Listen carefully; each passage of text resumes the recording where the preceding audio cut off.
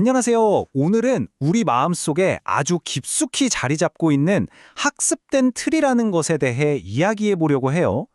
이게 대체 뭐길래 바로 눈앞에 있는 진실조차 못 보게 만드는 걸까요?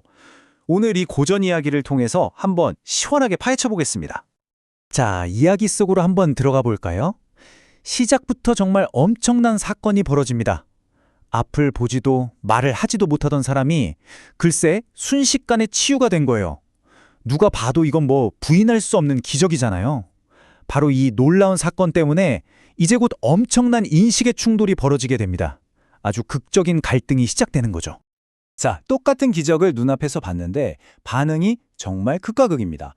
사람들은 와, 이분이 혹시 우리가 기다리던 그분 아닐까 하면서 희망에 부풀었는데 당시의 종교 지도자였던 바리새인들은 어땠을까요? 보자마자 저거 사기야, 악마의 힘을 빌린 거야 라면서 비난부터 퍼부은 거죠. 아니 어떻게 같은 걸 보고 이렇게까지 다르게 반응할 수 있을까요? 오늘 저희가 살펴볼 자료에서는요. 그 답이 바로 사람들이 무엇을 받느냐에 있지 않다고 말합니다. 진짜 이유는 그들이 세상을 바라보는 보이지 않는 틀 때문이라는 거죠. 바로 이 틀이 모든 걸 결정했다는 거예요. 네, 바로 이 개념이 오늘 이야기의 핵심입니다. 학습된 틀. 도대체 이게 뭐길래 사람들의 눈을 가리는 걸까요? 한번 정확히 짚고 넘어가 보죠. 이 학습된 틀이라는 건요. 생각해보면 일종의 생각의 지름길 같은 거예요. 우리가 매일같이 쏟아지는 정보 속에서 빨리 판단을 내려야 하잖아요. 그럴 때 도움을 주죠. 근데 문제가 뭐냐면 이 지름길이 항상 좋은 곳으로만 데려다주는 게 아니라는 겁니다.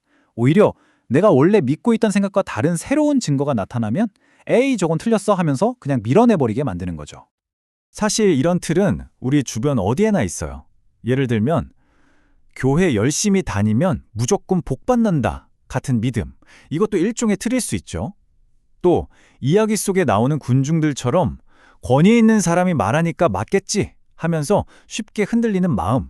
그리고 가장 무서운 건 바로 바리새인들처럼 꽉 막힌 사고방식이죠. 내가 아는 것만이 진리다 하는 그런 거요. 그러니까 바리새인들의 진짜 문제는 뭐였을까요? 결국 핵심은요. 그들의 틀이 무슨 순수한 종교적 신념 같은 게 아니었다는 거예요. 사실은 자신들의 권력, 영향력, 그리고 그 막대한 돈, 이런 기득권을 지키기 위한 아주 강력한 방어막이었던 거죠. 이걸 잃을까 봐 진실을 외면한 겁니다. 자, 그럼 이런 꽉 막힌 주장에 대해 예수는 어떻게 대응했을까요? 여기서 정말 흥미로운 점은 또 다른 기적으로 보여준 게 아니라는 겁니다. 대신 누구도 반박할 수 없는 논리로 정면 돌파를 하는데요. 한번 들어보시죠.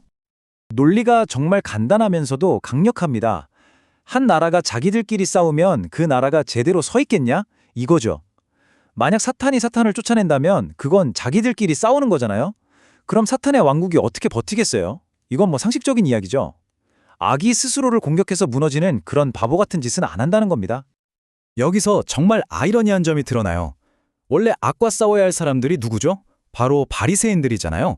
그런데 그들이 오히려 분열을 만들어내고 있었던 거예요.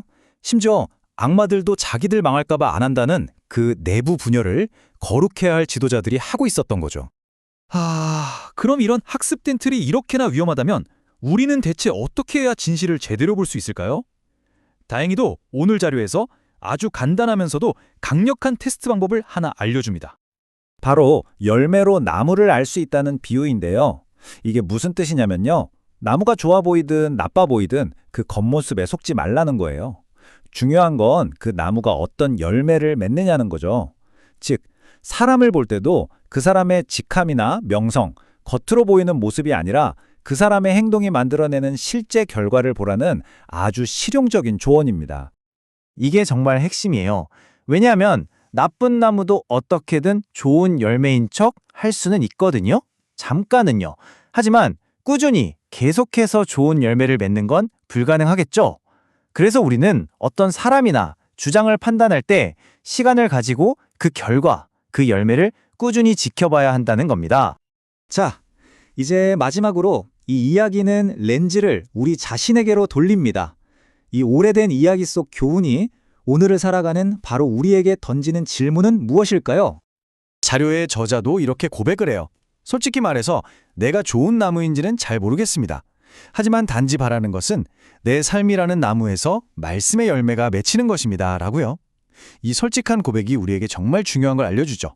바로 자기 자신을 돌아보는 것, 거기서부터 모든 변화가 시작된다는 사실 말입니다.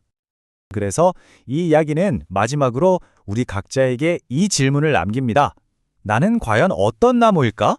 그리고 내 삶의 가지에는 어떤 열매가 열리고 있을까? 여러분, 다른 사람들이 여러분의 삶을 볼 때 과연 어떤 열매를 보게 될까요? 한 번쯤 깊이 생각해 보게 되는 질문인 것 같습니다.